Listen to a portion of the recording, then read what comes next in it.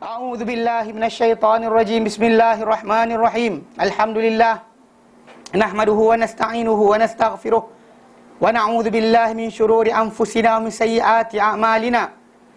Man yahdihillahu fala mudilla lahu wa man yudlilhu fala hadiyalah. Asyhadu an la ilaha illallah wa asyhadu anna Muhammadan abduhu wa rasuluh. Allahumma salli ala Muhammad wa ala ali Muhammad kama sallaita ala Ibrahim wa ala ali Ibrahim. Wa barik ala Muhammad wa ala ali Muhammad kama barakta ala Ibrahim wa ala ali Ibrahim fil alamin innaka Hamidum Majid. Rabbi shrah li sadri wa yassir li amri wahlul 'uqdatam min lisani yafqahu qawli. Amma ba'd. Alhamdulillah, kita bersyukur kepada Allah kita dapat lagi bersama-sama untuk kita meneruskan kelas pengajian kita berkenaan dengan tata cara penerimaan ilmu dan juga penilaian dalam agama, yang mana kita dah sampai pada bahagian kedua, iaitu tentang tajuk tata cara dan juga disiplin bagi ahli bid'ah dalam berurusan dengan nas-nas dan dalil-dalil. Kita kata mereka ada tiga asas. Asas pertama mereka atau usul pertama mereka adalah berani menolak nas atau berani menentang menolak nas juga menentangnya dengan nyata. Dan kita kata dalam sifat menolak nas ni tadi ada dua sifat. Satu, tolak nas directly. Secondly is actually dia yang kedua tu dia menuduh atau meletakkan kejahilan kepada para anbiya. Ini kita kata bahagian ini baik timbul kerana sebahagian bagi macam saya terangkan itu, bagi orang-orang yang tak mengikut sunnah ini, mereka nampak kadang-kadang wali itu lagi tinggi dari Nabi. Reference mereka kepada kisah Khidir. Bila Khidir pandai daripada Musa, tahu Musa benda Musa tak tahu. Buku biru akak tak ada buku biru rasa. Rasa buku biru kat belakang. Akak ambilkan buku biru kat belakang. Tu akak. Dia ada kita hijau kita. Ini kita hijau kita kuning ni. Ni kisah dia buat cerita aku baru buku lama. Okey. Satu lagi untuk akak ke surat okey. Jadi mana kita kata mereka meletakkan kisah Khidir itu sebagai guide ataupun garis panduan untuk mengatakan ada manusia mengetahui lebih daripada Nabi. Dari situ asas dia. Okay, mereka tahu dengan sebab itu kita kata mereka cuba sedaya upaya untuk letakkan mereka kata ada orang lebih tahu daripada Nabi. Ini bahaya sebenarnya. Dan bahkan di sini kita kata mereka tolak nas, tapi cara dia tak kata nas tak betul. Dia kata tapi wali ni pun tahu juga. Dan dia tambah satu lagi. Dia satu poin yang berlaku pada orang-orang yang dipanggil yang tersilau dengan sebab datangnya nas. Okey. Beliau berkata sambung dengan takhid. Sehinggalah beliau berkata dalam menggambarkan manhaj mereka. Mana Ibn Taymiyah berkata dalam menggambarkan, memberikan gambaran manhaj, tata cara pelaku-pelaku bid'ah ni, mereka ini menjadikan Al-Quran sebagai mainan. Al-Quran datang sebagai mainan. Menjadikan untuknya permisalan-permisalan, dibuat perbandingan dan juga contoh-contoh. Dia buat contoh pula ke atas Quran. Kadang-kadang pakai akal digunakan. Kalau macam ni tak kena pun macam ni. Quran datang dah, tapi kalau tak macam ni kenapa macam ni? Kalau tak macam ni kenapa macam ni? Dia akan cuba sedaya upaya untuk datangkan contoh-contoh kepada Al-Quran Karim. Okey, dan juga meletakkan seperti yang dilakukan oleh orang-orang musyrikin sebelum mereka. Seperti mana mereka dilakukan terhadap Nabi SAW. Orang-orang yang dahulu buat pada Nabi SAW kata, kalau anda kata engkau betul, atuk nenek kami macam mana? Takkanlah orang tak tahu, takkanlah sekian dan sebagainya. So macam tu juga yang berlaku lepas tu. Ada juga golongan-golongan ni buat macam tu juga pada Nabi SAW. Musyrikin buat pada Nabi, kita pelik pasal mereka tak percaya Rasulullah SAW. Tapi bila orang Islam sendiri buat pada Nabi, pelik. Sebab kita dah melafazkan syahadah la ilaha illallah Muhammadur Rasulullah. Bila kita isytiharkan Muhammad Rasulullah, maksudnya tidak ada sumber lain untuk kita dekat diri pada Allah Ta'ala, mendapatkan keredaan Allah SWT, mendapat syurga Allah Ta'ala, melainkan dengan jalan Nabi SAW. Bila ada orang datangkan dengan jalan lain selain jalan Nabi, ini masalah. Semalam ada orang kirim dalam WhatsApp satu grup tu, saya masuk. Jadi orang pun suka copy paste kan kerja. Lepas tu ada orang tu ugut pula, siapa tak hantar ni, dialah tidak menyebarkan Islam. Apa hal? Kan? Apa kaitan tulisan kau dengan Al-Quran Karim? Kan? Perasannya, poyo. Kan? Tak, kita kalau benda tulisan kita, janganlah kita macam kena hantar. Wajib hantar. Siapa tak hantar, kawan syaitan. Macam-macam benda. Syaitan menghasut orang yang tidak ini baca supaya tak hantar. Dah lah hantar kelentong pula tu. Kan? Yang hantar satu benda tu yang apa? 55 sunnah Nabi. Ada siapa dapat? Satu dengan sekian kan. Saya kira ada berapa nombor. Dan tu yang Nabi tak cakap pun, Nabi tak tambah pun, Dengan apa, contoh macam bulu ketiak tak tarik, nanti apa, tak cukur, nanti setan bergayut dan sebagainya. Dalil mana? Kan dalil mana? Dalil mana? Makan garam dahulu untuk hilangkan sihir. Ada hadis dia, soalan. Nak tanya hadis dia ada tak? Kita kan tanya bukan masalah perbuatan tu bomoh Malaysia pun aja.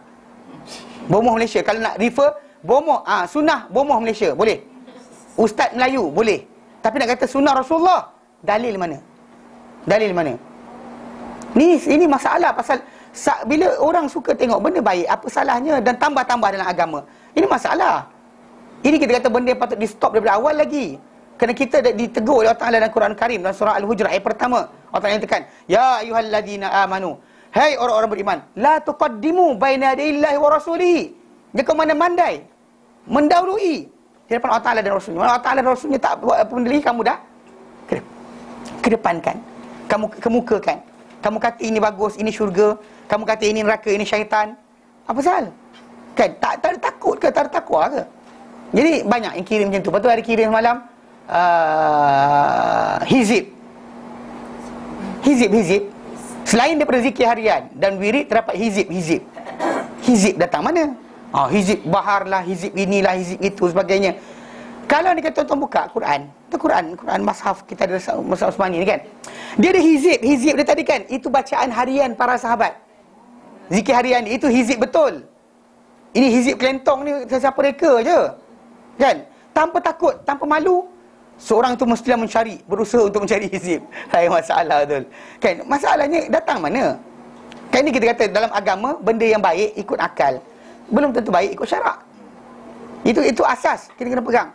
Kerana kita berkait dengan syurga neraka dan sebagainya, balik kepada asas Islam. Atas dasar berkenaan benda tentang syurga neraka, benda baik umum, general things, tak apa, buatlah. Contoh macam nak sedekah, RM1 ke RM10, suka hati. Nak sedekah mana? Anak yatim ke orang miskin? Terpulang. Ikut prioriti mana kita suka, mana kita nampak lebih besar, lebih baik. Bukan lebih pujian, bukan lebih apa, kita tak perlu bimbang. Mana jalan kebaikan tu luas dan besar, buat mana kita nak, tak ada masalah. Tapi berkaitan dengan tajuk apa?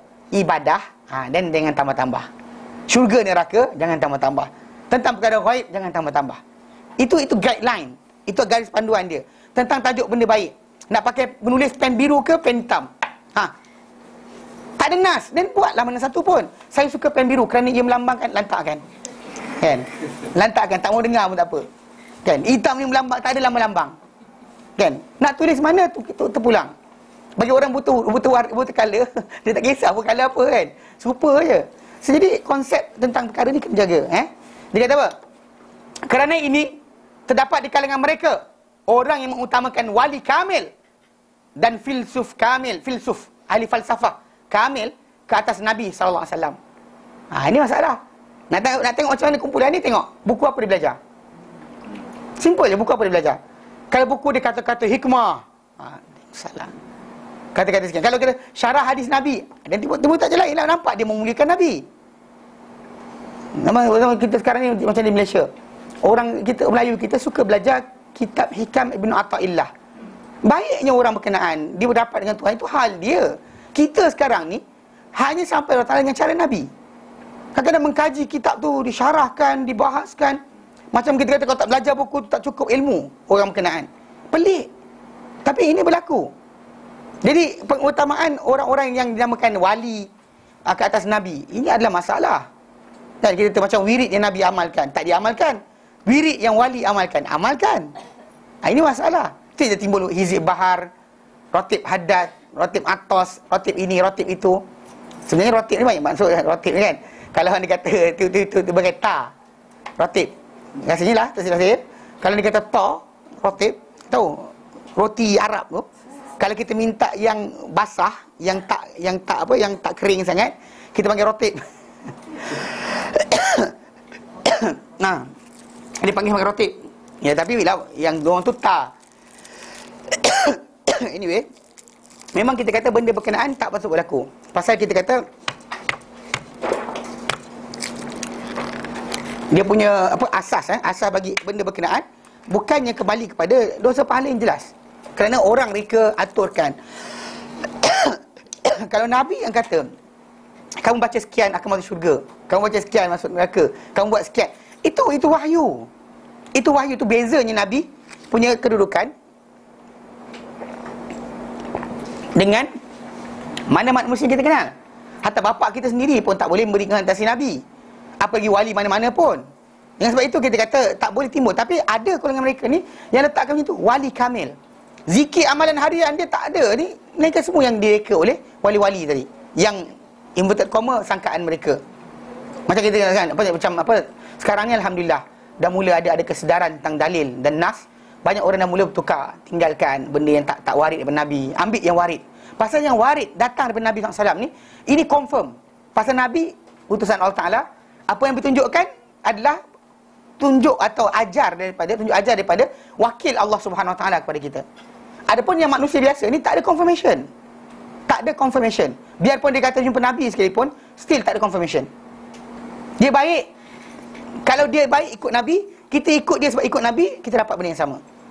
Tapi kalau dia kata dia baik, kita ikut dia, putus kita dengan Nabi, ruginya kita. Kerana apa? Kerana kita ni disuruh untuk ikut Nabi, bukan ikut sesiapa yang lain. Hatta ikut para sahabat sebab ikut Nabi, bukan ikut orang lain. Jadi bila ada orang tu dalam diri ada idola tertentu, kan nampak orang sekian, gambar sekian, rupa sekian dan sebagainya. Sampai ada seorang tu gambar bawa pergi sembahyang, gambar tuan guru tu dekat dada dia, Allahu Akbar, kan. Kenapa? Kan? No such thing. Saya ingat saya ajar tentang tajuk ni, tentang gambar kan. Lepas tu ada orang angkat tangan, kata ustaz, kalau gambar tok guru lagi tak boleh, saya kata. Kan dia kata pasal gambar, gantung gambar dalam rumah kan. Saya kata gambar keluarga pun simpan lah, tak ada faedahnya. Bahkan kita kata benda tu paling kurang syubhah, at least syubhah.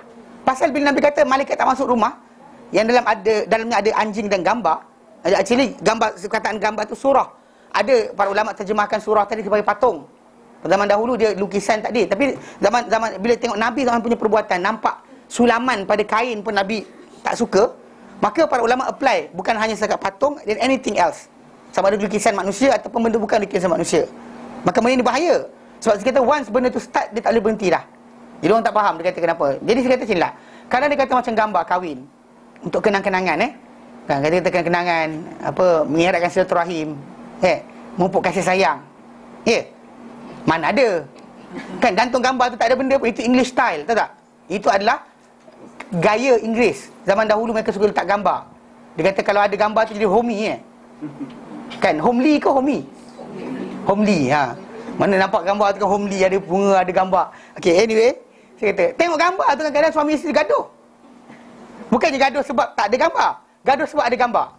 Tengok gambar tu, dulu tak macam ni rupa sekarang. Faham tak? Tak ada benda pun. Kalau dah untuk kenang-kenangan, simpan bawah katil. Rasa nak tengok sangat, buka, simpan, letak balik. Apa masalah dia? Once a year, once a month, nak raya ke, buka gambar, tengok, ini dulu kita kat sini. Tak ada hal.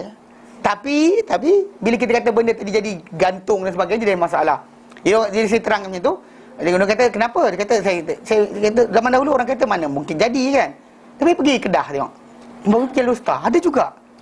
Dekat restoran tu besar gambar Bapak Tunku Abdul Rahman, Sultan Abdul Hamid digantung. Atas kepercayaan, bukan gantung saja. Kalau kena gantung ikut protokol, sekarang ni kena gantung gambar Sultan sekarang lah. Ikut protokol, ikut Sultan sekarang, bukan Sultan dulu. Yang ini kan sebab apa? Ada kepercayaan dia. Sebab kalau gantung nanti apa? Rezeki akan masuk pergi jumpa. Sampai sekarang Sultan Abdul Hamid yang gambar tu, yang dia gambar dia ada pedang kecil, orangnya halus je badan dia. Tapi black and white, color pun ada. Nak version apa kan, digital, undigital semua ada. Tapi in the end, benda ni tadi kita kata, benda tu dah menjadi macam penyembahan. Tapi orang kata mana ada. Still, tengok sekarang, pergi jalan tengok, nampak kedai tu, bertanya dia orang. Orang gantung tanya, kenapa gantung? Dia akan jawab. Dia kata benda ni, itu kalau gambar Sultan. Tu saya kata bila orang kata gambar Tok Guru, lagi teruk, saya kata tak boleh. Once benda tu jadi pelik-pelik kan, contoh rumah terbakar, kecuali gambar berkenaan, dan orang akan start, ni masalah dia. Start dah, kau tahu terbakar semua kecuali gambar Tok Guru. Then lepas tu berlantak-lantak gantung gambar Tok Guru. Ini salah, tak boleh macam tu. Dan Islam bukan itu cara dia. Bukan itu cara dia, bukan itu ajaran Islam. Faham tak? Habis kita kata, macam lah kita kata, once kita buka pintu tadi, dia tak boleh tutup dah. Buka pintu tu, kita akan tutup dah. Dia akan melambat-lambat datang masuk dalam masyarakat kita. So konsep ni kita kena jaga. Kerana kadang-kadang melebihkan wali. Macam orang kita sekarang ada gambar wali 9 di kantor rumah, gambar wali, keluar keturunan wali-wali, satu gambar diagram besar, satu poster besar. Kenapa nak gantung? Kan? Pasal kata benda berkenaan. Kalau gambar Nabi ada, dia gantung gambar Nabi. Seriously. Jadi tapi kerana tak dibenarkan, dia tak adalah tak buat. Tapi anyway, nak fahamkan sekarang, benda berkenaan kita kadang-kadang diagungkan, tadi bukan Nabi, tapi wali-wali tadi. Contoh macam kes kasidah burdah apa tak? Kan benda tu bukan sebab Nabi ajar, tapi sebab wali ajar. Anas Hakani tak ada benda sangat. Dia lama dah, dia macam tak boleh makan, cakap tak betul lah sebenarnya. Rekam baru, lama dah. Gambar pemandangan kan tak? Pemandangan tak ada masalah lah. Kan? Pemandangan tu yang pemandangan dosa tengah lompat-lompat. Jangan tak minat benda bernyawa. No such thing benda bernyawa tengah elakkan. Bunga tak apa. Bunga betul hidup, tapi hidup dia bukan hidup macam binatang. Tak ada masalah. Okay? Bunga pokok dan sebagainya tak apa. Gunung tak apa. Dan orang jangan. Binatang jangan. Yalah, binatang dan orang lah. Jangan. Benda tu yang elakkan langsung. Pasal kita kata once kita buat nanti ada masalah lah. Kita kata pasal benda tu kita paling kurang syubhah. Paling sungguh haram lah. Kan? Jadi bukannya makruh. Paling kurang syubhah. Syubhah tu Nabi kata tinggalkan. Datang kita buat juga. Ikut sunnah Nabi. Buat benda syubhah. Pelik lah. Lama dah belajar lama dah. Datang Islam Taklim, berapa lama dah? Dah 10 tahun dah saya datang Islam Taklim. Dia mula buka dulu. Rumah bergantung gambar bersepah. Kenapa?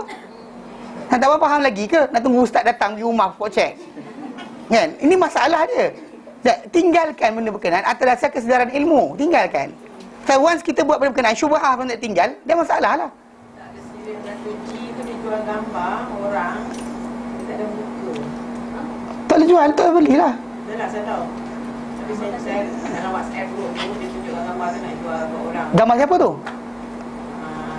Macam volunteer ni, dia nak tolong jual untuk lagi jual refugee ni lah. So saya komen lah gambar ni tak boleh. Yang tak ada muka tu. Dia kata boleh. Boleh nak jual kenapa kan? Masalah tu, tak ada kerja lain. Nak tolong jual. Dia jual lah benda lain, roti ke, biskut ke kan? Minta direct tanpa jualan pun tak apa. Ha? Kata apa? Tosah lah kafir-kafir pun, tak ada kerja lain. Kan? Upin Ipin. Benda mainan budak-budak tak ada masalah. Tapi benda tu biasa budak-budak bukan nak gambar. Dia nak benda-benda pegang. Benda kat dinding tu dia tak nak. Dia nak pegang. Nak pegang. Tak ada hal. Dia once dia boleh kencing atas tu, berak atas tu, kena sebagainya, pijak, ludah, impit tak ada masalah. Pasal kalau dia kata benda tergantung atas, dia elakkan. Untuk kata benda tu akan mengubahkan suasana rumah, tidak. Membaiki hubungan keluarga suami isteri, tidak. Maka tinggalkan. Kamu untuk guru punya jangan gantung. Ini masalah dia. Kata, masalah bila orang kita kata benda ni, pasal wali ni, filosof ni kadang lebih tinggi. Macam tuan-tuan tengok orang gantung gambar capal Nabi. Bukan Nabi ajar. Siapa ajar? Wali ajar. Orang yang amalkan hasbi rabbi jalallahu ma fi qawmi Allah Nur Muhammad sallallahu. Siapa ajar? Nabi tak ajar, wali ajar. Nampak tak? Every time kita tengok pada amalan tadi, yang Nabi punya tinggal. Yang orang lain ajar, masuk. Macam dia ada semalam siapa hantar. Dia kata 10 perkara yang untuk memurahkan rezeki, mendatangkan rezeki. Mana pula anda ajak? Contoh dengan dia tak dalil, tak apalah. Okey. Alamak, silap. Masalahnya orang yang bangun ikut tu suruh. Tak, masalah kena pandai. Dah belajar tinggi-tinggi, bekas CEO pengarah syarikat, kan? Memang pandai, bak duit pandai gila. Tapi kena kelentong bak wali je. Datang orang tu pakai serban jubah, saya wali. Oi, awak wali. Kenapa? Belajarlah, kritik sikit, tengok. Okey. 8 pintu murah rezeki. Jangan derhaka dengan ibu bapa. 2. Jangan bergaduh dengan saudara mara. 3. Tidak akan apa-apa ke dana orang pergi menaikkan haji. 4. Sentiasa tunai solat duha. 5. Jangan tidur waktu selepas solat subuh. 6. Selalu baca doa waqiah. Doa waqiah. Saya tahu doa waqiah ke doa waqiah. Surah waqiah ada. Doa waqiah tak ada. Doa waqiah tak ada. Rezeki ada dalam perkahwinan. Maksudnya kahwin banyak lah. Okey. Mana kahwin banyak, rezeki banyak. Itu maksud dia. Jangan marah saya, marah dia. Okey. Dia ustaz ni. Okey. Rezeki ada pada anak. Semasa anak itu lahir, 4 perkara ditetapkan. Lahir. Anak tu tengah jadi, ditulis, datang lahir. Ditetapkan antaranya rezeki. Dan rezeki anak tu juga turun pada ibu bapa. Rezeki anak turun pada bapa. Serius saya kata macam ni. Saya jawab balik, saya kata, kan, kalau kita lihat balik, ramai para sahabat Nabi SAW, para tabi'in, para ulama' salaf, ulama' yang terlibat dengan hadis, fiqh dan sebagainya, banyak dengan mereka ni miskin pun. Apa mereka tak reti ke? Kan, tak reti beramal macam mana kita beramal ke? Kemudian, dan kita kata benda yang ditulis, semua benda wajib dan sunat. Yang sepatutnya benda itu diamalkan kerana dapatkan cinta Allah Ta'ala. Bukan untuk dapatkan habuan duniawi. Kenapa awak solat? Supaya orang sayang. Kenapa awak solat? Supaya dapat rezeki. How can? Sedangkan solat itu lillah. Puasa itu lillah. Datang orang tu buat kerana manusia. Kenapa? Atau apa lagi kita buat kerana dapatkan habuan-habuan tadi? Kita kata, nampak amal malang siapa yang buat amal yang Nabi ajar untuk dekat diri pada Allah Ta'ala. Kamu buat Allah Ta'ala sayang kamu. Datang kita buat amal sama tapi dapat niat yang lain. Rugi. Pasal masalah kita kata kita buat amal, kalau ada yang kita dapat kepada kita apa kita panggil apa? Kebaikan tambahan. Kita solat, Allah Ta'ala buka rezeki kita. Kita puasa, Allah Ta'ala murahkan lapangkan kehidupan kita. Kalau dapat kelapangan, tambah rezeki atau sebagainya, itu bonus tambahan. Mana itu actually benda tambahan ke atas kita. Mana itu bukannya yang asal. Yang asal adalah ganjaran akhirat. Itu original. Adapun yang tambahan tadi, kalau dapat, alhamdulillah. Tak dapat pun, alhamdulillah. Itu asas sifat orang yang beriman, yang tahu berkenaan amal tadi untuk Allah Ta'ala. Ibadah untuk takwa, ibadah untuk dapat cinta Allah Ta'ala. Bukan ibadah untuk dapat benda kemukan. Maka rezeki tadi tu kita dapat rezeki tadi, luar rezeki tadi berdasar pada kehendak Allah Ta'ala. Kita buat dah semua benda tadi kerana Allah tak buka juga. Allah tak buka juga. Pasal itu hak dia yang mutlak. Kita boleh berdoa, wajib berdoa, bahkan mesti berdoa. Tapi ketika nak dimakbulkan doa kita, diberikan apa yang sepatutnya kita dapat, dia ikut kadar kehendak Allah Subhanahu Wa Taala. Bukan berdasarkan kadar kehendak kita. Kalau tidak, semua orang tak ada siapa susah lah. Semua kunci dapat dah. Kan semua tahu dah cara nak dapat rezeki. Solat duha je nanti kaya. Tak ada orang tu solat duha tak kaya pun. Masa tajuk dia bukan janji Nabi. Kalau janji Nabi itu sunnah. Itu memang kita kena kejar. Jangan makan benda yang haram supaya doa akan makbul. Ya, Nabi ajarkan. Itu Nabi tunjukkan. Jangan kata orang tu datang kata, jangan buat sekian, nanti doa awak tak makbul. Apa benda? Dia buat macam-macam. Dia datang ke rekaan-rekaan. Kalau Nabi tak cakap, maka tak ada siapa ada hak untuk berkata. Itu asas. Faham tak? Tapi macam ni lah. Ini ajaran wali, bukan ajaran Nabi. So itu yang kita amalkan. Banyak orang kita amalkan zikir munajat dan sebagainya. Sebab wali amalkan, bukan Nabi amalkan. Yang Nabi amalkan, tinggalkan. Hatta contoh macam kita pecahan, orang Melayu kita ada pecahan. Semayang malam tu ada semayang taubat, semayang hajat, semayang ni, semayang itu. Semua sekali tu pecahan tadi wali ajar, bukan Nabi ajar. Cuba buka dalam kitab hadis, buka kitab fiqh, tak jumpa pecahan macam tu. Buka kitab tontonan ibadat orang Melayu, ada?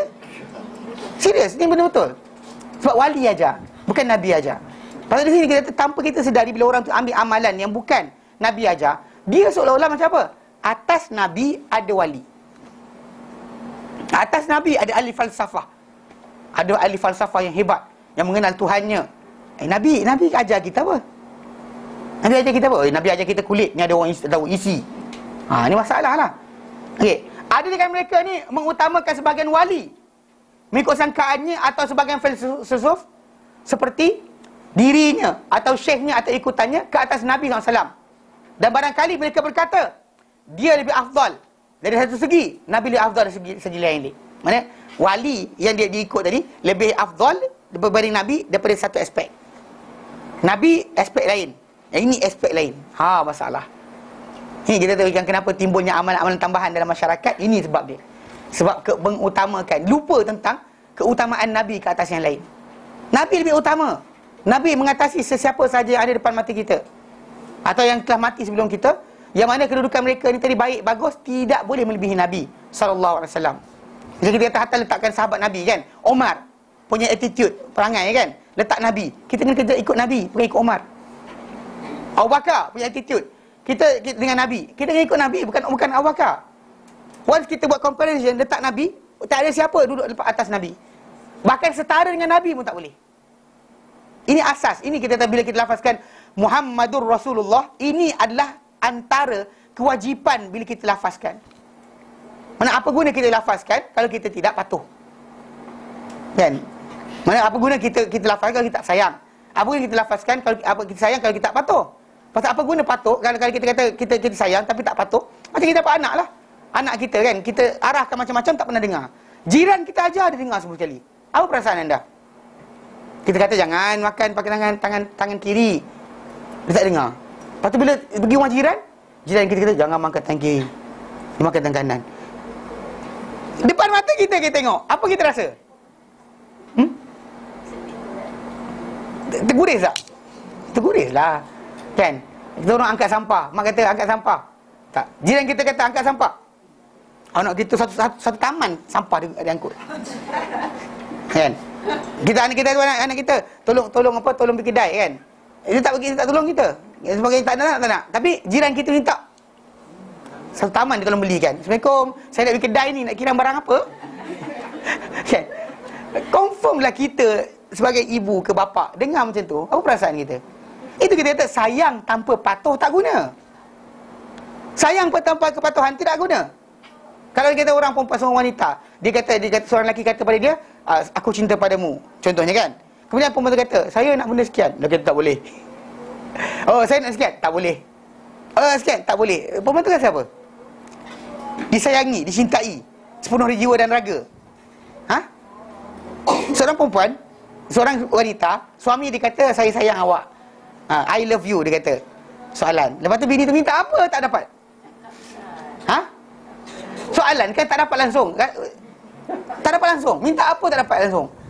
Nak makan rojak, bang nak makan rojak, tak boleh. Mahal sikit, tak boleh. Okay. In the end dah apa? Disayangi je? Tak kan? Pasal bila, tapi kalau dia kata suami kata, saya sayang awak, kemudian tolong basuh pinggan, tolong ke rumah, tolong pergi pasar, kita actually dia attend pada needs kita. Rasa apa? Disayangi tak? Iyalah, memang itulah keadaan dia.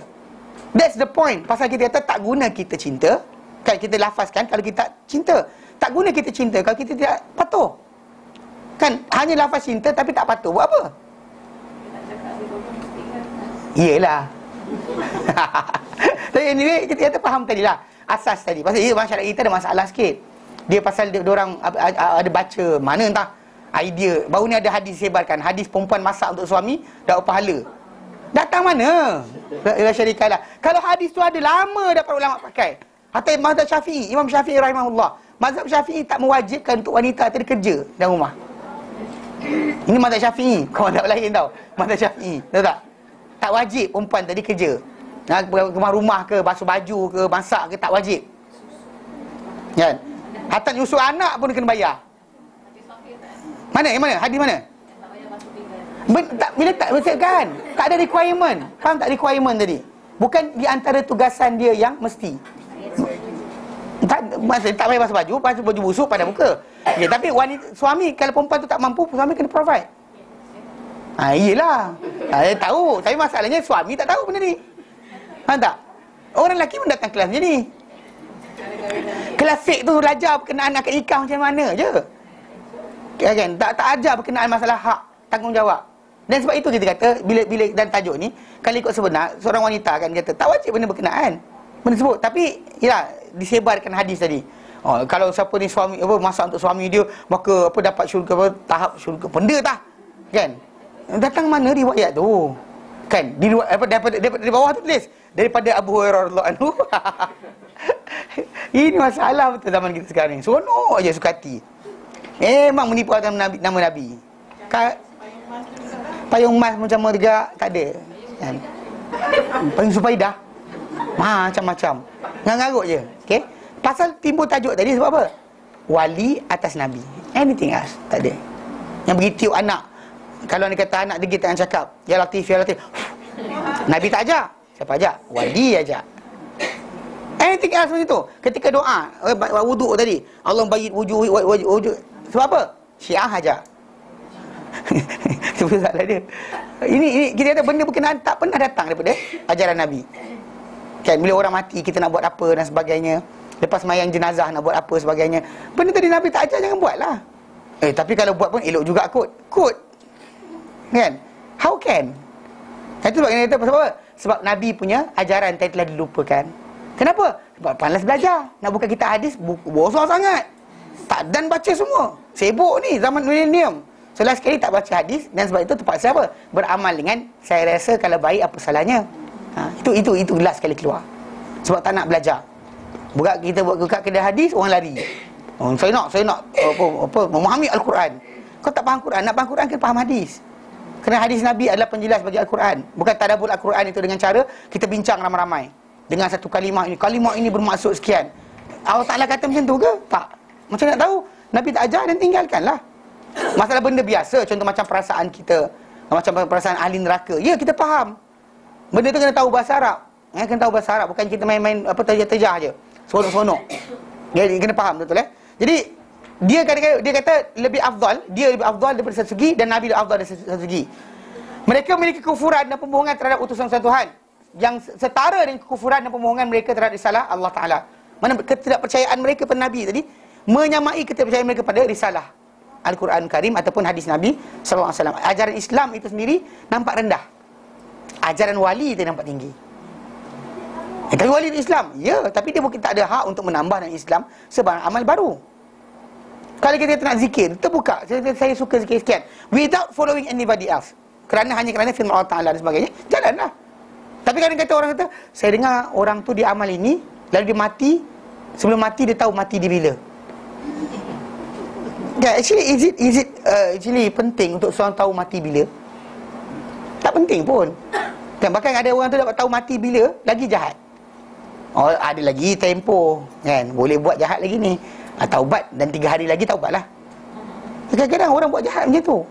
Kan datang perasaan jahat bila kita kata ada privilege. Datang perasaan jahat macam berlaku pada Bani Israel. Apa sebab dia sanggup dalam Allah Ta'ala, tentang Allah Ta'ala, cakap macam-macam pada Musa? Sebab dia rasa diorang disayangi. Ada kelebihan, ada privilege. Dan sebab itu mereka berani menolak perintah Allah Ta'ala pasal mereka tahu Allah Ta'ala akan berikan juga keampunan kalau mereka minta ampun. Kononnya macam tu lah, kerana mereka kata kami ni anak-anak Tuhan. Tuhan sayang macam anak sendiri.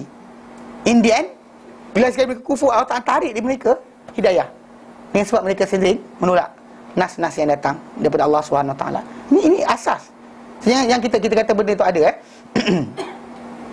Mereka menyamakan kata-kata yang disampaikan oleh para Rasul daripada Allah Ta'ala yang kata-kata mereka. Mereka kata-kata sama kan? Macam kes saya tengok tu, seorang budak ni, dia kata apa? Dia kata kalau tak boleh dengar kasidah, kalau kasidah tak boleh, maka dengar hadis pun tak boleh. Dia bekas CEO alfitnah.net dulunya lah, bukan sekarang. Ustaz Yunus dia buat nama alfitnah.net kan saya, tapi saya baca balik lah. Dan dia bercakap itu. Bila saya tegur dia berkenaan contoh macam dia kata di selatan Yaman, di Hadramaut, kan tunjukkan gambar minggu depan kan.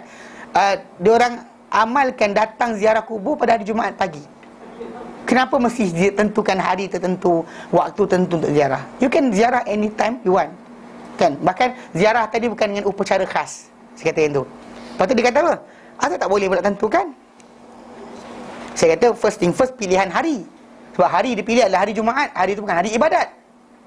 Itu hari untuk apa? Untuk makan dan minum. Hari perayaan Islam. Dia hari itu kan ada ibadat khas kecuali sembahyang Jumaat saja.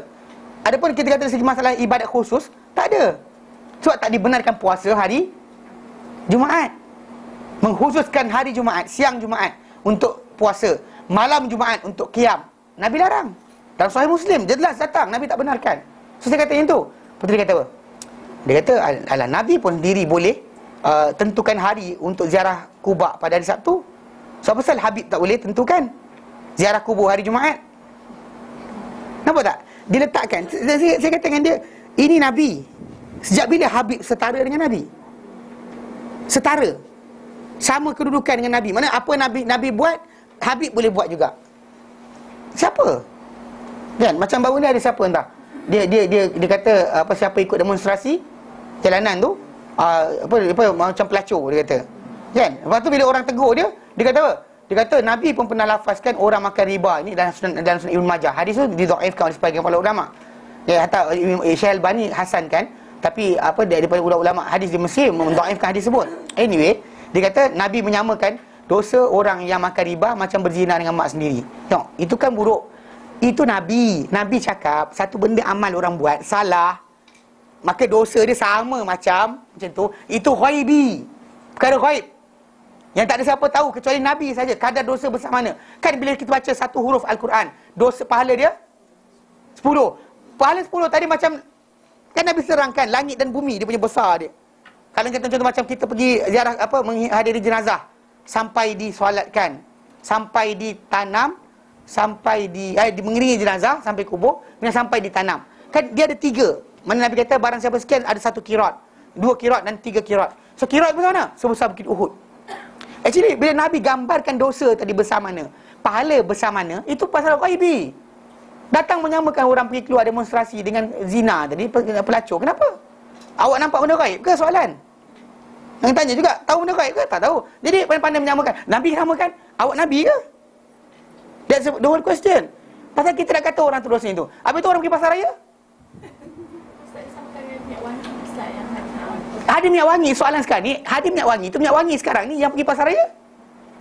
Tak sama juga. Pergi Perhimpunan Agong, tak sebut dah. Sama. Campur lelaki perempuan, sama je. Apa beza dia? Jangan pakai satu benda untuk diri anda, lepas tu benda pakai untuk orang lain. Lepas tu masalah juga yang bercakap ni bukan ustaz pun. Belajar, tak tahu mana. Tapi cakap tu macam ni. Kalau orang dia kata kat Yaman, kena lepuk dah. Malaysia tak boleh ada undang-undang dia. Kat Yaman, memang salah. Kan belajar tidak, tapi gunakan macam penyamaan dosa tadi. Dia kata Nabi boleh samakan. So, apa hal? Who are you? Dan siapa awak? Contoh macam kita tahu. Dia sama macam pandang bini saya, awak punya dosa macam sekian-sekian. Kalau maki saya, dosa lain. Maki orang ni, dosa lain. Macam tu ke? Mana boleh macam tu? Penyamaan benda berkenaan cukup masalah. Sebab kita kata orang tadi keluar sengaja nak supaya dicium. Ya, tak boleh. Kan dia kata, okey, kalau dia cium ke perempuan yang pergi berdemonstrasi tu punya minyak wangi, dia cium. Awak ada minyak wangi. Penzina, macam tu. Nabi pergi ke masjid ni. Pergi ke masjid. So balik lu bersihkan badan, baru datang balik, hilangkan bau tadi. Nas yang datang. Nabi samakan faizania. Zina tadi betul pasal Nabi kata dalam hadis yang lain. Nabi kata, "Innallaha kataba 'ala ibni Adam hazzahu min zina." Allah Taala tulis untuk anak Adam ni habuan daripada zina. Dia tak boleh lari. Mana mata berzina, zina mata tengok. Telinga berzina, zina telinga adalah dengar. Hidung berzina, zina hidung adalah menghidup. Mulut berzina, mana semua sekali adalah berzina. Mana zina tadi bukan satu dosa saja. Dia ada pecahan-pecahan dia berdasar pada apa kita gunakan anggota badan kita. Dia bukan semesti dengan hanya setakat persetubuhan haram. Bahkan dia berlaku dengan jelingan mata, pendengaran telinga, lengguk badan, langkah kaki, pegang tangan. Semua sekali adalah penzinaan berdasar pada berkenaan, termasuk dengan perbuatan memakai minyak wangi untuk supaya dicium oleh orang lain. Faham tak? Itu konsep dia. Jadi secara tak langsung bila orang tu, dia idea dia. Kalau dia kata nak samakan berkenaan demonstrasi punya keluar tadi dengan orang yang pergi masjid. Lepas tu kenapa tak tulis sikit pasar raya? Tak tanya soalan. Ustaz pandai kan? Pasar raya macam mana? Perempuan pergi pasar raya. Habis makcik-makcik kat yayasan taklim mengamuk. Kalau dia sama kan, memang semua orang lah kan. Perhimpunan contoh macam hari kemerdekaan, campur lelaki perempuan, macam mana? Tengok bola ramai, macam mana? Apa dosa lagi? Kita tolak hadis yang meletakkan dosa. Contoh macam dosa tak sampai maghrib, dosa tak sampai subuh, dosa tak sampai sekian. Yang datang dengan rekaan, hadis maudhu', kita reject. Datangnya ni reka suka hati dia je. Belajar tidak, apa tidak, kemudian tiba-tiba datang, saya rasa sekian. Tinggi mana ilmu sekian macam ni? Mana maksud dia? Penyamaan diri dia dengan Nabi dari segi meletakkan dosa. Tak boleh. Perbuatan dia macam ni. Kita walaupun dikatakan di golongan ni, budak-budak yang cakap ni, dia kononnya macam saya belajar sunnah. Perbuatan dia sama dengan ahli bid'ah. Tak ada beza pun. Pasal ahli bid'ah, wali saya cakap, wali saya kata, wali saya sekian. Reka hadis kan. Macam ada rekaan hadis berkenaan apa? Hadis berkenaan dengan akan timbul tajuk syaitan daripada Najd. Yang dia kaitkan dengan Muhammad Abdul Wahab. Yang bestnya apa? Wali lah. Wali yang betul koma ni kata apa? Bila ditanya kepada dia tentang hadis ni, dia kata hadis ni aku tak tahu ada sanad. Tapi makna dia betul. Hadis ada sanad, makna dia betul. How can? Ini masalah dia.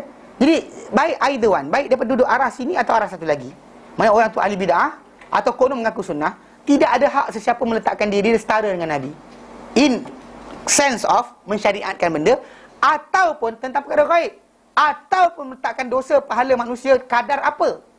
Dosa ke awak ni adalah dosa sama dengan, mana boleh. Sini gaib. So, Nabi berikan amaran untuk amaran gaib, benda gaib. Berdasar pada hadis Nabi tadi telah benda gaib. Ada benda kecil, ada benda besar. Dosa ini kadar macam ni, dosa ini kadar macam ni. Nabi letakkan itu wahyu. Awak letakkan, awak ada tahu wahyu ke? Lepas tu tak adil lah tu. Bantai dekat orang demonstrasi je, orang pergi pasar raya tak cakap apa. Yang tak adil lah. Kan? Orang pergi apa, himpunan Hari Merdeka. Lafazkan lah tengok. Tulis dalam blog. Siapa-siapa yang pergi pada Hari Merdeka hari ni untuk sambut hari kemerdekaan, dekat ni ataupun sambut tahun baru, kan, dekat dataran mereka sebagainya, mereka adalah sebutlah tulis. Termasuk siapa datang merasmikan sama kena. Faham tak? Try letak. Ini kalau sense of letak. Berani tengok. Nama dia gatal tau, gatal. Tak belajar nak bercakap. Kan? Ni kalau dia gatal. Kalau dia kata tak boleh ingatlah. Pasal benda macam ni. Belajar tidak, tapi keluarkan fatwa. Konon pernah belajar dengan orang sekian. Dia pun keluarkan. Dan dia boleh kata, Nabi boleh, saya pun boleh. Siapa awak? Pasal benda ni berlaku pada ahli bid'ah. Dia kata boleh buat, wali ni boleh buat sebab Nabi buat. Nabi boleh tentukan Sabtu untuk ziarah Quba. Masjid Quba Nabi pergi hari Sabtu. So, kenapa pula Habib tak boleh tentukan hari Jumaat untuk ziarah kubur? Awak tak punya idea dia? Mana boleh macam tu? Kan, benda ni yang Nabi tadi wahyu. Bahkan memang kita confirm pahala ada di situ. Yang ini tak tahu datang mana. Kan, pasal Nabi tak tentukan hari tertentu ziarah kubur, hari sekian, tarikh sekian ziarah kubur. Cara ziarah kubur pula ada cara dia sendiri, teknik dia, langkah dia, pusingan mana dan sebagainya. Mana boleh? Ini kita kata asas.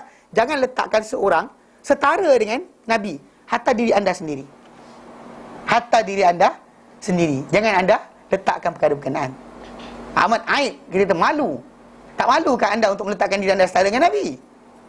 So ini analogi je. Analogi apa bendanya? Pasal itu kadar dosa. Kadar dosa itu gaib. Dosa itu kecil, dosa itu besar. Anda boleh tentukan kadar apa? Gaib. Anda tahu benda gaib ke? Anda dapat wahyu? Tak dapat kan? Maka tinggalkanlah. Ni kita kata tak suka dengan orang yang kita kata bermusuhan dengan kita. Dia peletakan dosa macam tu sekali. Gila ke? Kan? No such thing. Lepas tu yang siapa bawa lelaki yang datang itu, yang jaga perempuan tu apa, bapa ayam ilah syarikalah. Ni budak ni kalau macam ni kadang tu berlempang je, kan? Payah sangat. Cakap baik tak ada. Mengarut. Pasal ada manusia macam zaman Umar. Hukum bagi saya, hukum ni kat atas saya orang macam ni adalah hukum Umar kat atas Subair. Tahu Subair kan? Tahu kisah dia kan? Subair. Sad ba ya rin. Subair. Itu hukum Umar kat atas Subair. Siapa tahu kisah tu? Tahu. Tak tahu nanti kali bincang. Okey. Dan mereka menyamakan utusan Allah Ta'ala dengan diri mereka sendiri. Ini masalah adalah. Ini tak boleh berlaku. Pasal kita letakkan Nabi, bodohkan Nabi. Maksudnya Nabi tak tahu, saya tahu. Turunlah. Kita turunkan Nabi kat atas. Ini tapi asas dia untuk apa? Menolak nas. Tolak nas. Supaya kita tak payah ikut nas hadis Nabi, ikut nas yang ini. Sebab Nabi wali atas sikit. Ini masalah dia. Tanpa kita sedari sebenarnya kita buat benda berkenaan. Mengamalkan ini, amalkan itu sebagainya. Kita letakkan Nabi bawah, orang tinggi. Macam kita kata contoh macam bab dinding rumah lah. Nabi berikan untuk kita pagar rumah surah Al-Baqarah 3 hari je. 3 hari je. Lepas 3 hari kita kena renew. Lepas tu dah sekarang orang kata, siapa kena baca Quran tiap hari? Ya. Kan? Memanglah Quran tiap hari. Kau baca Quran time mati je. Time mati. Lepas tu time nak kahwin, angkat nikah barulah sibuk. Buat duha. Dia duha tapi habis kan. Kau kata Quran. Baca Quran ni tidak. Kan? Ibu pakai baju putih duduk kan, diam. Kan? Apa hal kan, ni nak apa? Kan? Memang saya pernah hadir sebelum khatam hafalan Quran. Memang dia baca, dia orang dah budak tu dah hafal kan. Dia baca daripada situ. Yang keliling, guru dia, kawan-kawan dia akan keliling. Dia duduk tengah-tengah dan dia semua baca. Lepas tu dia akan bagi tausiah. Tapi memang budak tu habis hafal Quran. Sebenarnya doa khatam Quran tu doa habis hafal Quran, bukan habis baca Quran. Tahu tak? Ini Allah madzakirni minhu ma nasitu. Ya Allah, ingatkan aku apa aku lupa daripadanya. Macam nak lupa benda tak pernah hafal. Nak minta ingat tapi tak pernah hafal. Masalah lah. Tu doa khatam Quran, tu doa habis hafal Quran, bukan habis baca Quran. Tak ada harus. Tak payahlah baca doa tertentu, kan? Mana kalau itu sebabnya tiap bulan buat. Ini pasal bulan Ramadan je buat. Tapi bulan Ramadan. Iyalah, tapi kita kata Nabi buat, kita kata Nabi tak buat bulan Ramadan pun bulan-bulan lain Nabi baca. Malam tu Nabi solat malam, dia baca hafalan Nabi SAW. Ini kita tidak. Ramadan je lah pergi ya. Ya, tapi alhamdulillah lepas Allah Taala tarik qarin kita rajin. Kalau qarin kita dia malas juga kan. Kalau sekarang ni dah faham dah ustaz cakap, balik nanti tak tentu lagi buat. Faham tak? So konsep dia, kita kata benda-benda ni asas. Kita kena tahu betul-betul mana benda tu datang tu apa. Ya, tapi kita tak seronok kan. Baca khatam Quran daripada dua duha sampai An-Nas. Ya, tu baca doa khatam Quran kan. Nak khatam Quran khatam hafal, bukan khatam baca. Tahu tak? Doa khatam Quran dekat akhir Quran tu khatam hafal Quran sebenarnya. Sebenarnya yang diamalkan oleh para ulama itu untuk apa? Hafal khatam Quran. Baca je lah. Apa salah dia? Ya Allah, kami bersyukur padamu kerana benarkan kami untuk membaca Quran sepanjang Ramadan ini. Amin ya rabbal alamin. Habis. Apa salah dia? Kan? Allahumma dzakirni min nasitu, macam nak ingat dia. Kan? Allahumma dzakirni min nasitu. Ya Allah, ingatkan aku apa aku lupa daripadanya. Tak pernah menghafal pun nak ingat apa? Kan? Sebab Nabi kita kata macam Nabi ajarkan Al-Baqarah untuk kita kata amalan. Dia orang kita antara nak amalkan. Oh, 3 hari. Habis tu kena ulang balik. Ustaz, panjang tu. Kan? Peliknya. Kan? Punya kedekut masa dia untuk beramal. Bahkan Nabi kata dalam hadis yang Nabi kata apa? Rasulullah Muslim Nabi kata, Iqra'u surat Al-Baqarah. Bacalah surat Al-Baqarah. Betul, hafal surat Al-Baqarah. Fa inna akhdaha barakah. Kena ambil surat Al-Baqarah ini keberkatan. Wa tarkuha hasrah. Tinggalkan dia adalah penyesalan. Tinggalkan Al-Baqarah ni penyesalan. Wala tastati al batalah, tak mampu menandingi surat Al-Baqarah ini golongan ahli-ahli sihir. Nakkan perlindungan, tapi 3 hari lah. Tapi lah umur datang awak 30 tahun kan. Cucuk paku ujung sana, tabur garam sini. Lepas tu ataupun separuh tu yang gaya ustaz sikit, air yasin. Ada separuh tu cuka. Ladi hitam. Ladi hitam jenuh pula nak sapu apa tu? Yang tak boleh sapu, tak? Yang tak boleh sapu punya. Yang kekal duduk pucuk tu. Yang tak boleh alihnya. Alih je syaitan masuk. Alih je syaitan masuk terus. Garam jantan dah. Garam tina ni dah. Tak, anyway. Tak, kita kata garam menyakiti syaitan. Siapa kata? Pasal syaitan, apa, jin ni makhluk halus, dia punya badan ni dia kena garam, dia macam tak ada kulit dia. Oh, sakit. Seriously, are you playing around? Kan? Ni main-main ke? Ha? Kekeli? Tahulah. Perubatan Islam macam belah mana Islam? Yang ni ke? Anyway, anyway, tajuk dia perlu dalil. Ini jadi kes yang antara benda yang saya sebut kan. Yang orang tu duk hantar 55 sunnah Nabi. Antara dia letak nombor 2 adalah memakan garam. Dia banyak ah. Sekejap. Dia letak ini. Lafaz dia berbunyi, makan garam kan? Celup jari kelingking dalam garam. Hisap sebelum dan selepas makan. Sebelum dan selepas makan. Garam adalah penawar bagi yang paling mujarab keracunan dan boleh menghalang sihir. Kalau sebut pasal perubatan, tajuk lain.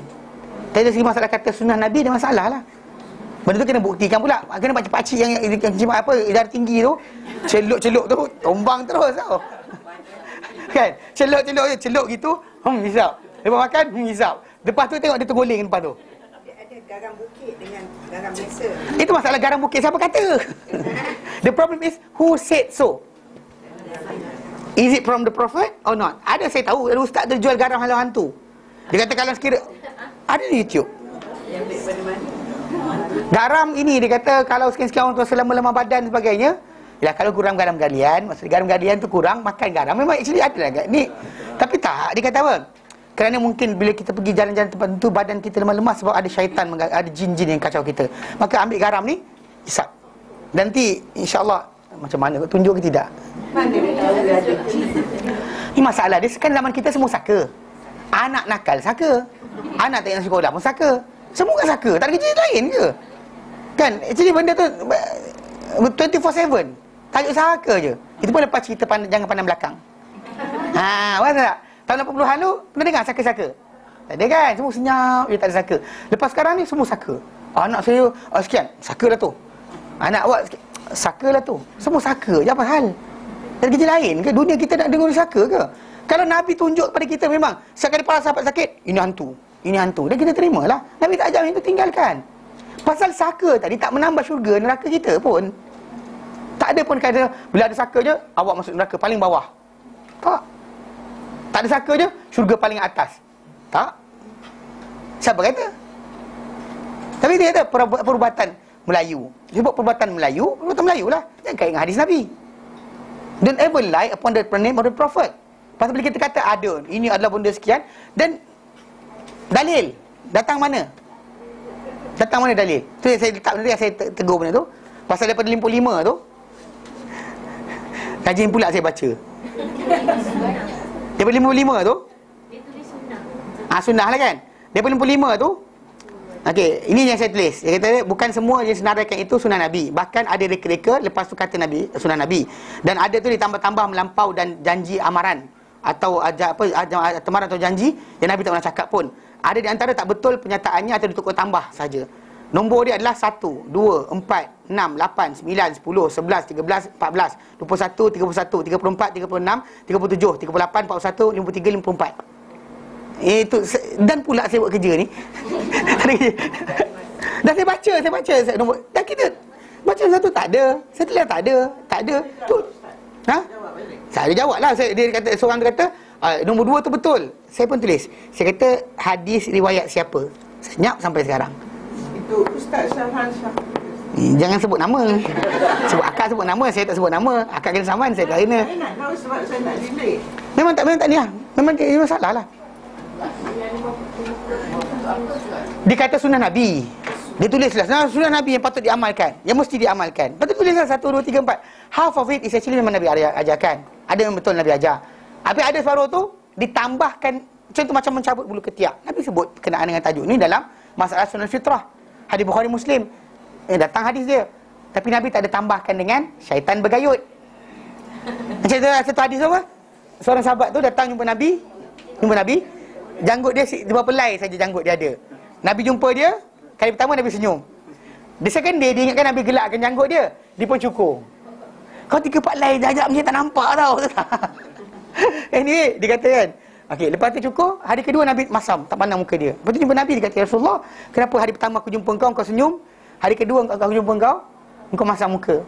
Nabi kata, hari pertama, ini bohong lah ni, tak ada hadis pun. Nabi kata, pada hari pertama aku senyum sebab aku dapat lihat malaikat bergantung-gantung dekat janggut kau. Gayut. Second day engkau datang, janggut kau tak ada, aku tak nampak malaikat. Jadi aku tak pandang muka kau. Malaikat gayut kat janggut. Yang malaikat ketiak ni malaikat syaitan. Ni kat ketiak syaitan, kat sini malaikat. Dekatlah tu. Apa la ilaha syarikalah. Main ke? Kat tu kadang you want to encourage somebody to do something that the Prophet told you to do, so jangan kelentong.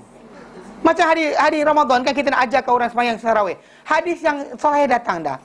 Nabi kata, "Man qama Ramadan." Barang siapa bangun malam Ramadan, hidupkan malam Ramadan imanan wahtisaban, kerana beriman dan berharap pahala Allah Taala. Ghufira lahu ma taqaddama min dhanbi, diampunkan apa yang telah daripada dosa dia. Every dosa diampunkan. Tapi orang tak cukup ini. Tak best ni, tak cukup, tak ampun dosa. Apa dosa je ke? Dosa je ke dia kata. Macam tak berdosa pula. Saya pandang macam ni kan, macam tak berdosa ke akak ni kan? Alah berdosa je. Dia kata, tak best tu. Tengok saya punya. Hari pertama dapat sekian, hari kedua dapat sekian, hari ketiga dapat sekian. Dia suka nak kelentong atas nama Nabi. Kononnya untuk menggalakkan. Tapi masalahnya sekarang ni, apa yang Nabi sarankan dah cukup. Penghapusan dosa itu mendapatkan anda semua benda berkenaan. Kalau anda bersih dosa, Allah Ta'ala pandang pada anda. Tengok kita, bila kita doa Allah Ta'ala makbulkan doa kita. Anything kita akan dapat. So kejar cinta Allah Ta'ala, hapuskan dosa kita, dapat ketakwaan. Itulah betul dia amal ibadat kita. Datang kita macam, tapi okey, saya tak nak sembahyang hari sekian, saya nak hari nombor 3, nombor 5, nombor 7, 14, 21. Sebab apa? Sebab itulah fadilat yang saya nak. Yang lain-lain saya tak perlu, saya dah ada. Yang tak perlu, saya dah ada. Kan? Masya Allah. Subhanallah. Subhanallah. Peliknya manusia ni. Itu sebab kita kata ajaran Nabi lain, ajaran orang lain. Faham tak? Sebab kita kata rekaan masuk banyak. Sebab bila kata bila dan tentu masalah Nabi ni dalil. Sebut hadis datang mana? Hadis datang mana? Wahabi lah ni, tak percaya kita. Kita masalah Wahabi tak Wahabi. Pasal bila kita kata sunnah, dia mesti ada apa? Galakan. Ada pun yang Nabi buat, tak kita kata sunnah pun. Macam makan kambing. Makan kambing. Nabi makan kambing tak? Okay. Makan kambing sunnah tak? Sebab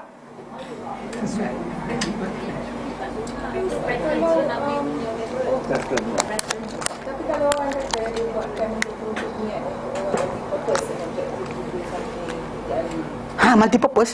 purpose yang objektif untuk membuat, untuk menggalak orang buat. Itu kita tak, jangan menipu atas Nabi. Tapi kalau ada orang yang memang tak berapa pasti kalau untuk arah ke situ, so everyday dia nak buat apa? Tak boleh. Mana dia buat, dia kena buat kerana dosa banyak. Hapuskan dosa. Bukan tak ada kaitan untuk sebut tak jadi. First thing first, saya kata dia kan. Okey, nak tahu sunnah ke tidak? Dia sunnah ni ada dua. Satu galakan, satu sifat. Sunnah galakan ni adalah Nabi arahkan, Nabi sarankan, Nabi buat dan suruh kita buat. Contoh macam cabut bulu ketiak, cukup bulu kemaluan, pendekkan misai, biarkan janggut panjang, kan? Okey, potong kuku.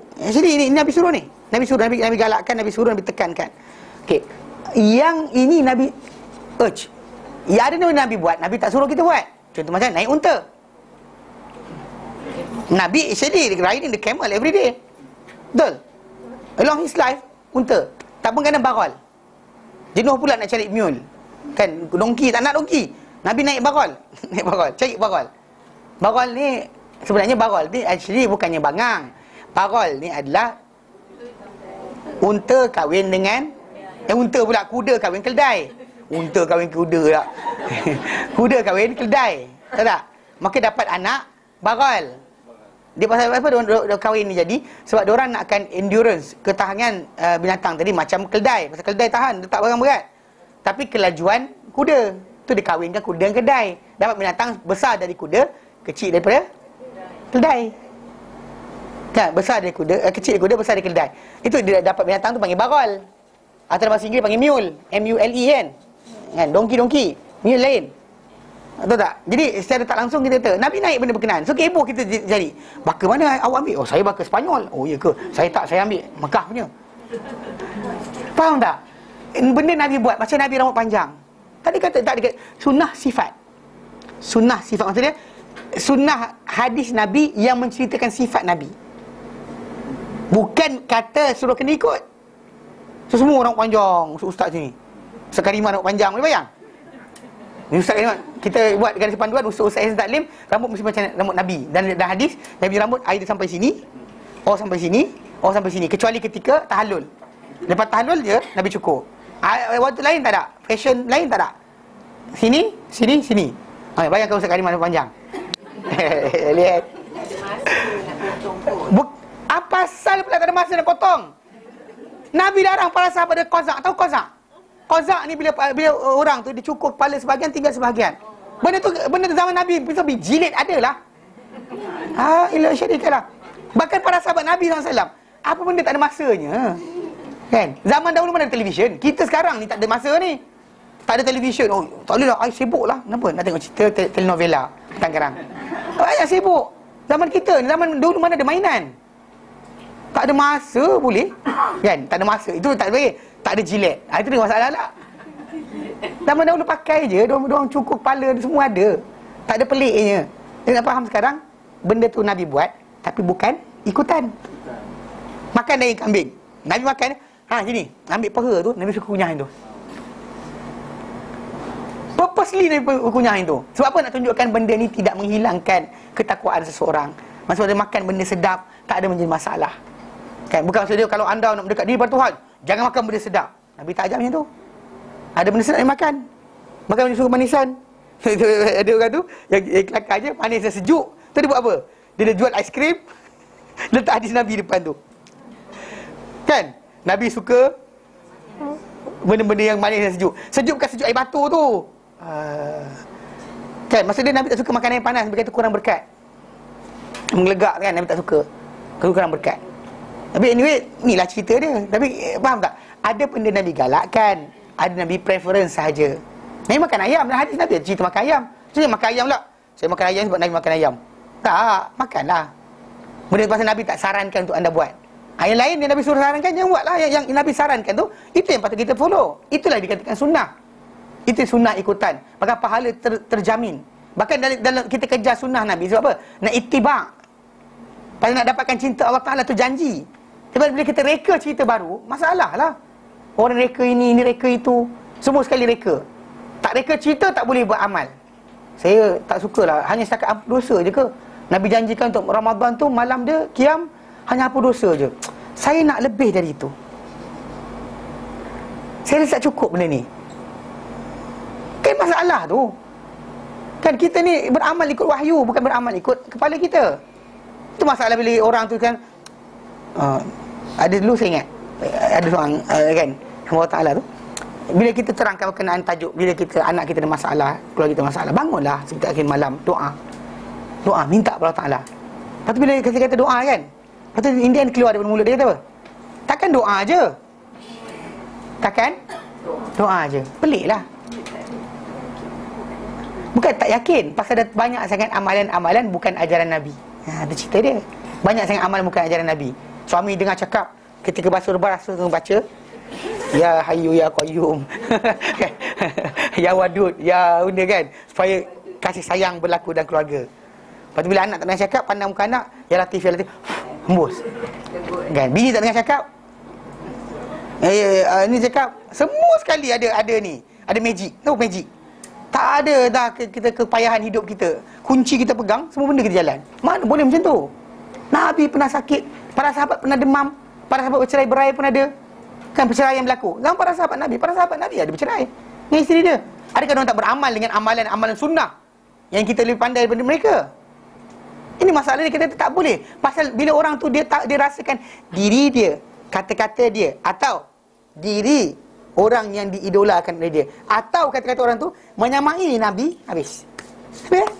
So maksud dia nas yang datang tidak akan setara dengan kata-kata wali tadi. Macam itulah Al-Baqarah datang, Nabi berikan protection 3 hari, syaitan tak masuk rumah. Ini nas, assurance daripada Nabi SAW. Tapi ustaz punya 30 tahun, selagi garam tak larut, paku tak beralih, syaitan takkan masuk rumah. Cabut je paku tu, menderu syaitan masuk rumah.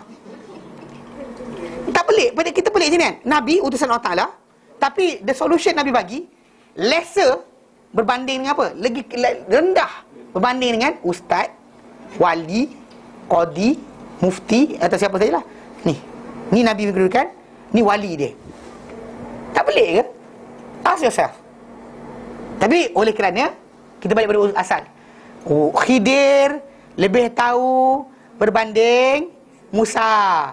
Khidir wali, Musa Nabi. Maka ni dia salah interpretation Al-Quran, salah faham nas, membawa pada seorang tu jadi macam ni. Tapi in the end, nas akan dilawan. Tolak nas lama je. Ni bahaya dia. Sebab kita kata meletakkan Nabi bawah daripada siapa yang lain, tak boleh. Ni nak faham betul solution yang Nabi berikan macam tu, dan macam tu je. Dan kata orang tu, Nabi punya macam tu, it's good, but I think there's somebody better than him in the other side. Tak boleh lah. Ini asas. Sekali kita buka pintu ni, takkan tutup dah. Kita tutup. Sebab kenapa kita lihat bila orang-orang yang kita beramal dengan apa, tarekat ataupun amal macam ni, dia kena terima semua orang. Dia must accept semua orang. Accept daripada orang ni, accept daripada orang ni, kena. Kalau tutup orang ni, dia kena. Pasal dia buat juga. Macam orang yang zikir lompat-lompat tu kan. Orang yang tak zikir lompat pun tolong sokong. Pernah tengok kan zikir lompat tu? Guru dia mati dah. Anak murid dia duduk lagi dekat ulangan. Okey. Maksud dia orang kan masih lagi buat benda berkenaan. Orang yang tak buat pun duk sokong, kata mana tahu mungkin ada kebenarannya. Yang ini pun mana tahu mungkin ada kebenarannya. Yang ini mana tahu mungkin ada kebenarannya. Yang ini beza sekali. Islam tadi abundant of amalan, bukan amalan Nabi ajarkan. Sebab apa? Wali ajar. Sebab apa? Wali kadang-kadang wali tahu apa benda Nabi tak tahu. Itu bahaya dia. Ibnu Taimiyah dalam tajuk lain membahagikan pelaku bid'ah kepada pecahan berikut. Pertama, ahli ilusi dan khayalan. Siapa mereka ni? Itu orang-orang yang melihat bahawa para anbiya bercakap kepada manusia mengikut apa yang dikhayalkan dan diilusikan kepada mereka. So manusia ni, dia nampak para nabi ni bercakap ikut khayalan dan ilusi. Sekalipun perkataan bukan sedemikian. Sebenarnya bukan macam tu. Kerana ini termasuk daripada masalah orang ramai. Walaupun dia adalah penipuan, maka penipuan untuk kebaikan orang ramai. Kerana nabi-nabi pun cakap benda tak betul, dia kata. Mana idea tu kan datang benda tak betul, Nabi dia cakap juga. Sebab apa? Sebab benda tu untuk kebaikan orang ramai, supaya jangan sampai orang macam ni lah, macam ni. Kan bagi orang belajar amalan benda-benda pelik ni kan dia ada rahsia dan rahsia. So Nabi tak cederakan rahsia kepada semua orang sebab takut nanti orang tak tahu. Jadi Nabi bagi orang tertentu saya rahsia ni. Makam tak sampai lagi. Cerita dia. So kena tipu sikit lah, kelentong sikit dan sebagainya. Itu masalah yang timbul. Kedua, ahli penjahilan. Mana satu kumpulan ni kata para nabi ni duk khayal. Satu dari kedua, ahli penjahilan. Orang yang melihat bahawa para anbiya dan pengikut-pengikut para anbiya adalah jahil lagi sesat. Tidak tahu apa yang dikenaki oleh Allah dengan apa yang disifatkan dirinya pada ayat-ayat dan kata-kata para anbiya. Jadi bila Allah Taala kata ajar nabi, ajar orang-orang yang itu nabi dan sekian, tak tahu lagi ada rahsia belakang tu. Contoh macam ayat Quran kan datang kan, kullu man 'alaiha fan, semua di atasnya binasa. Wa yabqa wajhu rabbika, dan bekallah wajah Tuhanmu. Zul Jalal Ikram mempunyai kemuliaan, keagungan dan kemuliaan. So dia kata wajah Allah Taala, wajah tu apa? Nabi tak tahu, wali tahu. Dia salah. Dia kan letakkan nabi, para nabi tak tahu rahsia ni. Allah Taala kehendaki macam ni, tapi bukan maksud ni. Nabi kata macam ni, bukan maksud macam ni. Dia jatuhkan. Sebab apa? Sebab dia kata orang yang mengikuti nabi dan juga para anbiya tadi tak tahu berkenaan dengan apa rahsia yang kita tahu. Ini rahsia kita. Kita ni dekat dengan Tuhan. Nabi tak tahu, kita tahu. Ketiga, ahli penyelewengan dan pentakwilan. Orang yang melihat bahawa para anbiya tidak menginginkan dengan kata-kata demikian, melainkan apa yang benar dalam realiti sesuatu perkara. Nabi lafazkan tu benda, maksudnya benda tu benar. Dan satu aspek Nabi lafazkan, memang Nabi nak benda macam tu. Dan kebenaran dari segi realiti suatu perkara adalah apa yang diketahui oleh mereka dengan akal mereka. Tapi apa kebenaran yang Nabi tahu tadi? Itu ikut perbincangan kita. Apa yang kita bincangkan, itu Nabi sebenarnya maksudkan ini. Sebab dia datangkan dengan idea dia, datangkan dengan maklumat dia. Kononnya dia takwilkan kata-kata Nabi tadi pusing supaya kena dengan apa dia nak, apa yang dia nak. Contoh macam bila dibaca hadis Nabi berkenaan dengan apa, atau dia nak ayat Quran ke, kata Allah tak nyatakan apa, nahnu kan, dia terbalikkan nahnu tu maksud ramai. Siapa yang nahnu tadi? Siapakah dia? Dia terbalikkan lah, ikut apa dia nak. So dia banyak, Tuhan banyak, tapi satu, tapi banyak. Macam itulah. Jelas sekali tu lah. Dia kata semua, dalam semua ada Tuhan.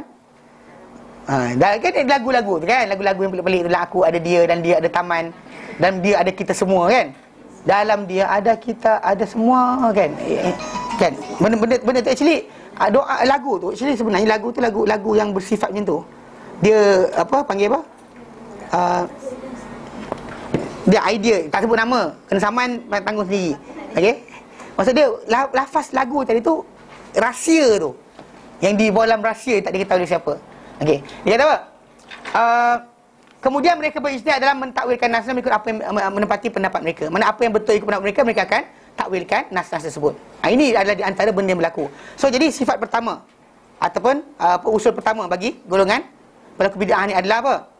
Menolak nas dan juga menentang nas dengan nyata. Bagi sifat dia dua, tolak nas tadi, tolak, tak terima pasal tak kena dengan akal dia, ataupun jatuhkan para nabi.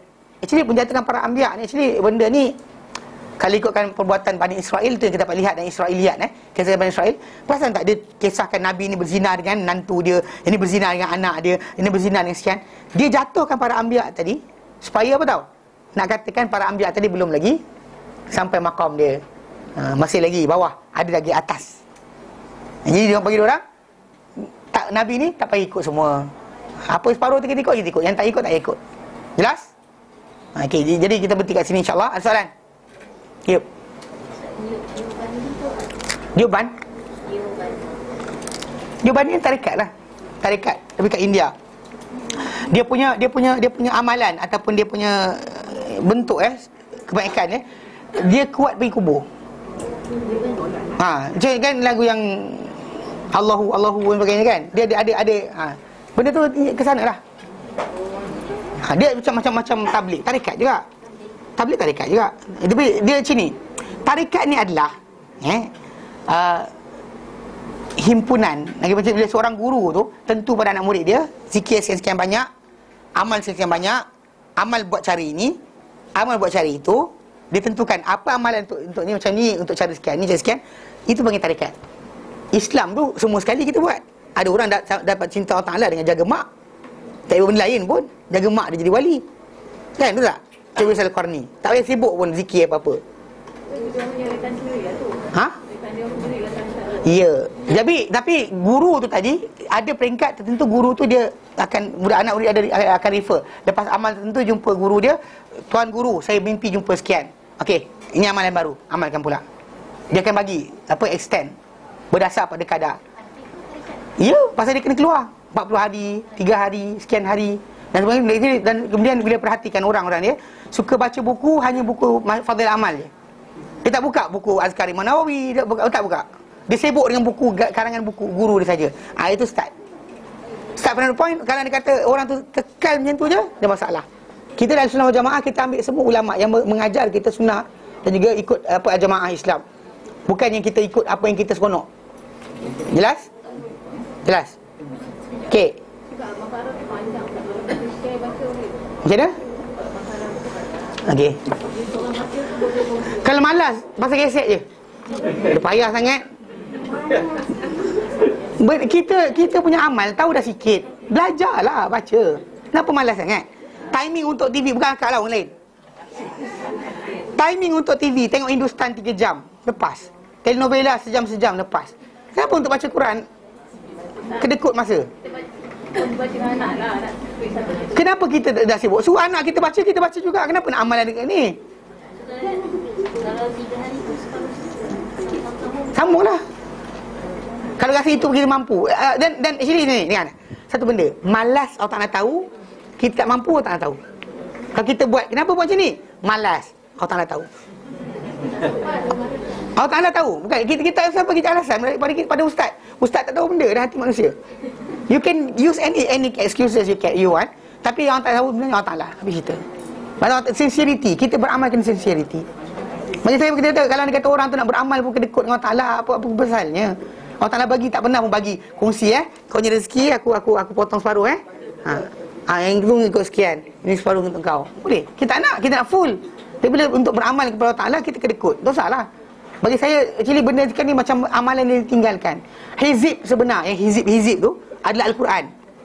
Al-Quran tu yang dia kata ada ain. Dulu kita yang Quran yang apa? Yang India tu ada ain. Kalau dia kata hizib tu kan, kau perasan tak? Dia ada hizib kan? Dia betul 1/8 Al-Quran, 1/8 surah sekian, 1/8, 1/4, setengah. Itu sebenarnya bacaan dia. Itu cara diorang ajar untuk apa baca Quran harian. Sebenarnya, tapi kita tak buat yang tu. Kita ada idea lain. Quran letak tepi, hizib bahar kita amalkan, ratib haddad kita amalkan, Quran letak tepi.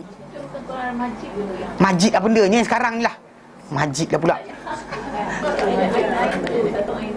Yang India punya. Itu India. Daripada India punya ceritakan, memang ada tulis ain. Kalau yang sekarang ni, dia ada hizib.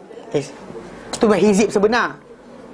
Mana pecahan-pecahan, mana pecahan siang, malam dan sebagainya. Kita bacalah ikut waktu kita nak.